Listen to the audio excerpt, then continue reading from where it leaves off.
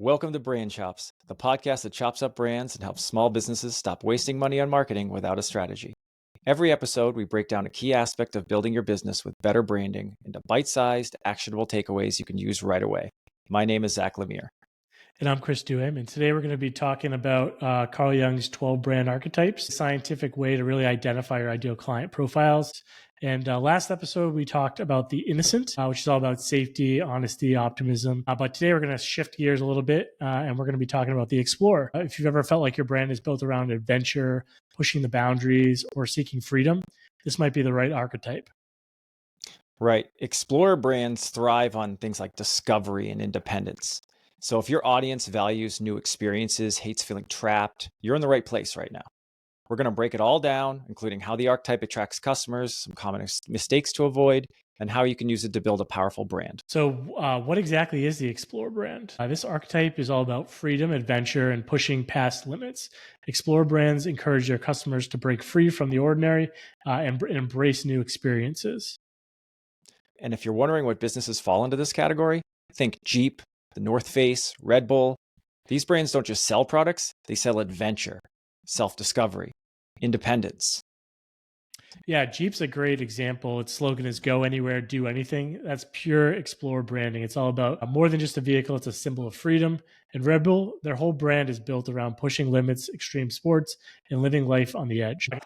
So Jeep and Red Bull are two interesting brands to choose here for an example, because Jeep does have a brand that whenever you see the vehicle, you think, wow, these people are going mudding. They're going on an adventure.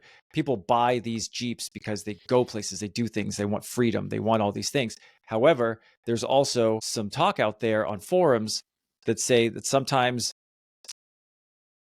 it breaks down a lot. And Red Bull, also a great brand that's done very, very well. They kind of created a market for themselves for the energy drink. When before Red Bull, what did we have? We had Surge and Mountain Dew, and that was the best thing you had for an energy drink. But then their whole brand was built about pushing limits. That's why they have the Red Bull competitions. However, it might not be the healthiest drink. So the point about the brand is that if you've got a brand that really speaks to the person, to the explorer that you're trying to target, it doesn't really matter if there's a negative angle to your product or your service, because what they'll see and what they'll believe and what they'll buy into is the brand that is forward facing. So for Red Bull, it gives you wings. It not only gives you wings, but that's why they have all these extreme sports people jumping off of stuff, just doing flips, doing crazy. I mean, I think they had one where it was they set up on a hot air balloon a little mini skate ramp, and people were doing skateboard tricks in the air on a hot air balloon. Totally Red Bull brand. And then the Jeeps thing, every time you see one on the road, it's probably jacked up a little bit. It's got the big giant tires with the big tread. You know, these people aren't just taking this to the grocery store. And most people don't buy a Jeep to go to work and back. But the point really is that when you have a brand that buys into and sells really to the things that your target audience love and really are driven by, a lot of those negative things fall by the wayside. So if your business is helping people break free from the ordinary, whether that's through travel, through adventure gear, personal development, or even an innovative service of some kind, you might be an Explorer brand. Yeah, I want to talk a little bit about the psychographics of an explorer. Who are these people? They typically would value independence, adventure, self-discovery. They're constantly looking for the next big thing or the next big challenge or experience. Yeah, and they hate feeling confined, whether that's in their job, their lifestyle, or even the products that they buy. They want to feel free. They want options. They want to feel capable and adventurous. If your brand helps them achieve all that, you're speaking their language. Yeah, and so just couple key points to be able to essentially attract this Explorer brand. You should be using words like unleash, discover, adventure, explore, freedom. Those are some story-driven words that you can use that build that story inside that demographic's mind. And to pair the messaging with the visuals, some of the things you might want to choose are more earth tones, something more rugged design, something more dynamic. Open imagery are perfect. Think like mountain landscapes, winding roads, untouched wilderness, or in the case of Red Bull, something extreme. Think about jumping off of a skyscraper with a parachute, or like I said, doing skateboard tricks on a hot air balloon. You're selling a journey. You're not just selling a product. And some of the biggest mistakes that we see for businesses that are trying to build their brand around the explorer archetype is they might be vague in what their description is. These explorer brands want to really feel like they're in that experience. So make sure you're detailed and you're giving a good story behind your message. Exactly. So many brands try to capture that adventure vibe, but end up being too broad. If you're selling adventure, you got to be specific. Are you about off-roading, solo travel, extreme sports, personal transformation? You got to nail it down. I remember a very specific advertisement that was, I think, from Colombia for a while. And they had these jackets that were supposed to be super warm and super resilient. And they would show people in there. They wouldn't show anybody buying the product. They would start the conversation or the visual with somebody being buried up to their neck in a snowbank. And then they're just coming out of the snowbank and they're still toasty warm. That's the kind of thing that you want to use in your visuals to compel the explorer archetype. And I'd say another mistake that we see is not necessarily delivering on that promise of adventure. You see these companies that just slap a mountain on their Instagram page and then call it a day. Your customer experience and your messaging, your product needs to reflect that freedom and that exploration. It can't just be words, it has to be a feeling. Right. And finally, the last thing is you've got to make sure that you're evolving. Explorer brands attract customers who always want something new. They're always looking for the next level or they're trying to level up. So you might need to constantly be innovating, sharing new experiences, keeping things fresh, coming up with new technologies. If you feel like your brand kind of fits this explorer archetype, we want to go over a few ways that you can actually get practical with this information and have it work for you. So the first step, and I think this is a step for all brands really, embrace storytelling. People align with stories. People see themselves in stories.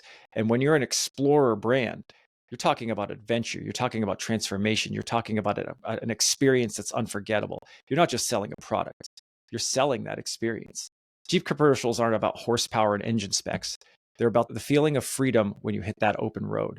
They're about being able to go over the rocks that are previously in your way. They're about adventure.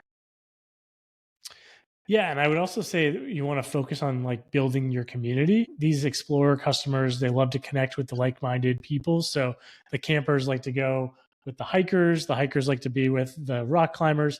So you just want to make sure that you're creating a movement, not necessarily just throwing out empty statements. So you want to build a space where your audience can be there to share their own adventures, whether it's maybe a Facebook group, some sort of user-generated content where they're talking about their adventures or their different experiences, or maybe build an event around your product. Exactly. And then step 3 is don't be afraid to challenge your audience, especially the explorer. These customers love a good challenge, so give them one. Whether it's a contest, a campaign, a product launch that pushes their limits, a collection, something, but they will eat it up. And I would say if your product isn't necessarily an inherent adventure or explorer type, you can still tap into that archetype. There's a piece of everyone that likes that explorer, that adventure. So if you position your brand as a tool of self-discovery or breaking boundaries, that's a nice way to be able to hit that part of somebody's demographic. Just a quick recap. The Explorer brand is all about freedom, adventure, and self-discovery. If your business helps people break free and explore new possibilities, this could be your archetype. It doesn't always have to be so literal. Yeah, and to make sure that you're focusing on specific messaging, you have engaging visuals. Make sure that they're visuals that you've created or you've had somebody take the photos. Using things like stock photos and imagery like that sometimes can pull away from the effectiveness of your campaign. Try to build that sense of community. So use real people and avoid being too vague or generic, and always deliver your promise when you talk about adventure and experience. Absolutely. So if you're unsure about your brand's archetype, keep following us, because the next episode, we're going to keep breaking them down. The next one is going to be the Sage. That's the brand that thrives on wisdom, expertise, deep knowledge. And then we're also going to start talking a little bit at the end about how to mix these together, because not every single one of your targets is going to be exactly just an explorer or exactly just an innocent or an exact Sage. Sometimes there's a mix, and we're all a little bit different. And that's what makes this such a valuable tool. Yeah, and if you feel like you've gotten some value out of today's episode, please subscribe, leave a review, or maybe send a question. We'd be happy to answer them live on the podcast. We might even, you might even hear yours answered on an upcoming episode. We love it when we get audience questions. So thanks for listening to this episode of Brand Chops, where we chop up brands to see what they're made of, and we'll see you next time. See you guys. Brand Chops is brought to you by the fine people at Pivot Creative. Pivot Creative is a full-service branding and marketing agency that partners with businesses to build brands that connect so that every dollar you spend is an investment and not an expense. If you need some branding or marketing guidance, a website, a new brand, or want to learn more about one of the topics we cover on the show, please reach out to us at pivotcreative.com. If you know someone that would benefit from learning more from one of our shows, please share the episode. Visit brand-chops.com. And as always, like and subscribe if you find this content to be helpful. See you next time on Brand Chops, where we chop up brands to see what they're made of.